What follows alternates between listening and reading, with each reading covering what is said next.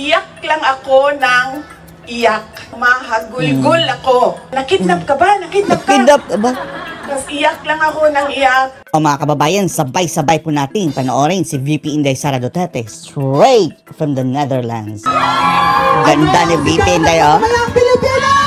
Duterte! Duterte! Ang ganda ni VP Inday Sara. Duterte! Ingat-ingat, VP Inday, ha? Pumatong mga kababayan sa upuan.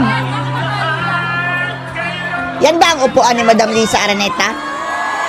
Yung picture niya mga kababayan na walang sa... Parang walang upuan. Grabe, oh. Oh, ang daming tao mga kababayan. Oh? To think mga kababayan na limited lang ang tao dyan na OFW. Magandang hapon sa inyong lahat. Oh. Grabe. Unahin po muna natin ang ating pagpapasalamat sa Diyos dahil sa magandang araw na ito. Thank you, Lord. At sa safe na pagbiyahe ninyong lahat papunta dito sa The Hague, Netherlands. Oh, gumastos pa ang mga tao mga kababayan, ha? At syempre, dahil bumiyahe Para kay kayo Tatay papunta Digong dito, ay mag-ingat kayo sa biyahe ninyo pauwi lahat sa inyong mga tirahan mamayang hapon. Grabing tao. Susunod po ang pagpapasalamat ko sa Dutch Police sa kanilang pagtulong sa atin na mabuo yung programa ngayong hapon na ito at sa pagpahintulot na tayo ay magkaroon ng rally para kay Pangulong Rodrigo Duterte. Maraming salamat po sa Dutch Police. Dami mga kababayan sa simultaneous.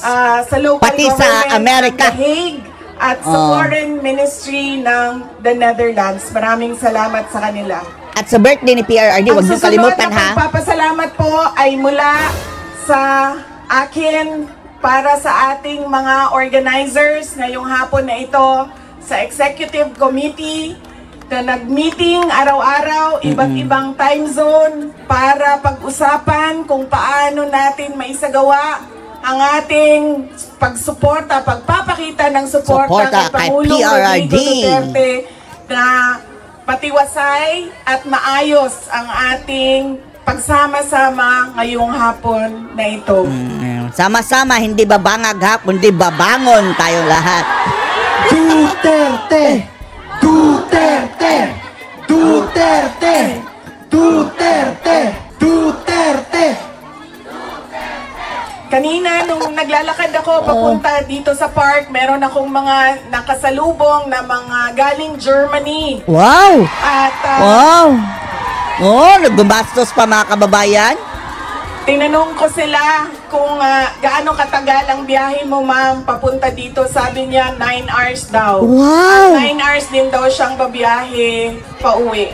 So, ganyan ang pinapakita ninyo na pagsuporta kay Pangulong Duterte at pagmamahal sa ating bayan. Maraming salamat. Kung may pera lang kami, pupunta kami dyan. Lahat kayo, may hanap buhay, may kailangan asikasuhin, gastos may talaga mga personal na pinagdadaanan. Sariling pera nila ginastos. Na paglalaban na gawin sa mga damit ninyo. Paglilinis. Di bale na. Paglilinis ng bahay. Mamaya na yan. Pagbayad ng utang. Utang. Hindi pa sinisingil. Ano pa ba?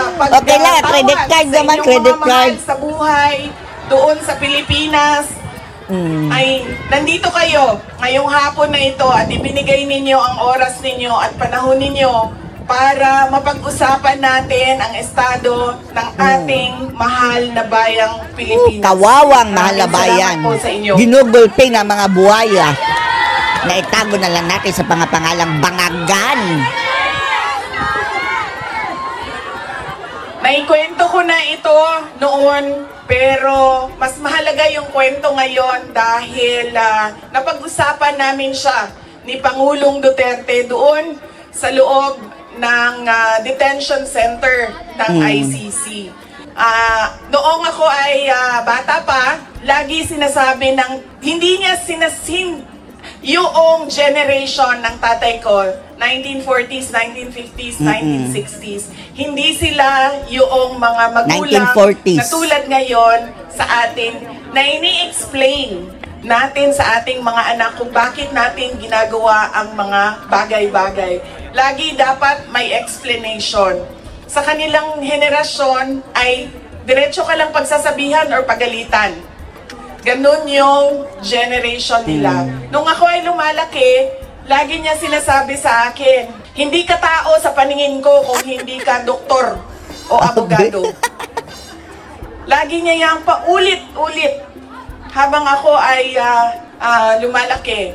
Lagi niya yan sinasabi, pag hindi ka natapos ng pag-aaral mo, magiging abo ka dyan sa gilid ng daan. You always emphasize that you mean nothing to the world if you do not finish your education. That was his, that is my greatest gratitude to my edukasyon. father. The emphasis he gave in education. Wala namang problema sa akin yun nung ako ay lumalaki dahil gusto ko din naman talaga maging doktor. Kaya on that point, pareho kami ng, hindi ako yung pinipilit ng mga magulang na magdoktor ka kahit ayaw. So walang naging problema sa amin doon. Pero nung hindi man naging successful yung aking pagpasok sa medisina, ay lumipat ako sa pagiging abogado dahil binigyan din naman ako ng option ng aking tatay na pwede ang abogado. Yun lang ang katanggap-tanggap sa kanya, maging abogado o maging doktor. Noong nakapag-usap kami, noong isang araw, sabi niya sa akin, naging forceful ba ako? Mapilit ba ako sa pagsabi ko sa iyo na maging abogado ka? Sabi ko, oo. Nasabihan mo ako. Pinapagalitan mo ako. Pinapagalitan. Kinento ko sa kanya na isang beses, bihira akong umiyak. Pero isang beses, dahil nalaman ko na hindi ako makakatuloy sa 4th year law school dahil meron akong isang bagsak na subject. Wala akong ibang masabihan nung sakit na nararamdaman ko. Kasi pakiramdam ko, yung tatay lang Pero din. take one lang siya, ha? Take one lang siya sa bar. Sa akin. Dahil dumaan din siya ng law school. So tinawagan ko siya. Hindi ako makapagsalita. Iyak lang ako ng iyak. Mahagulgul ako sa iyak. Na sinasabi lang niya, hello, hello, hello, nasaan ka? Nasaan ka? Yun lang ang sinasabi niya, nakidnap ka ba? Nakidnap ka? Kidnap ka ba? Tapos iyak lang ako ng iyak. Tapos dalawa lang ang tanong niya na paulit-ulit.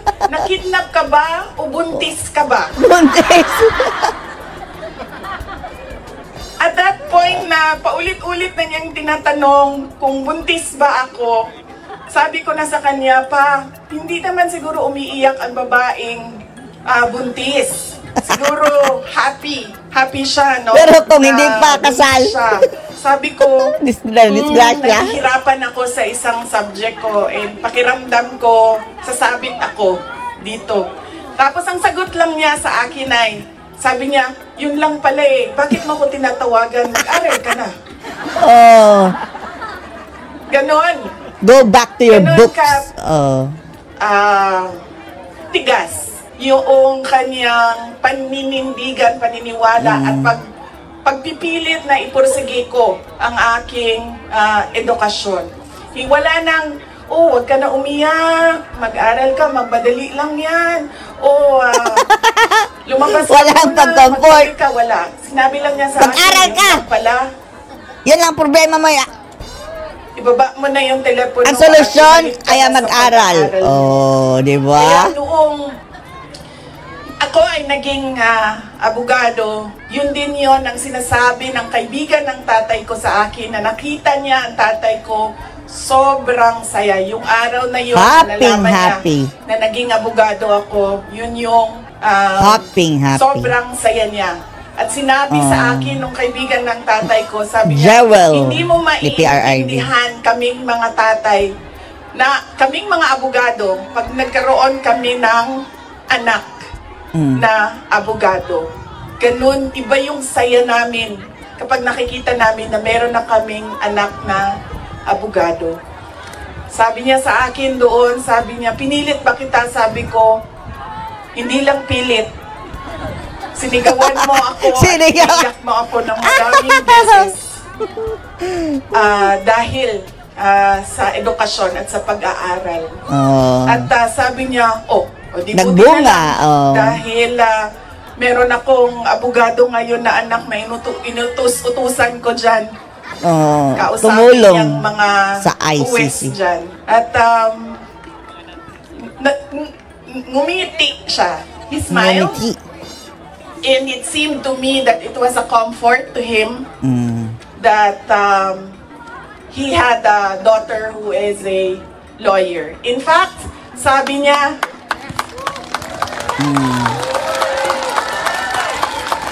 eto ang bagay maging presidente, mga kababayan, lawyer.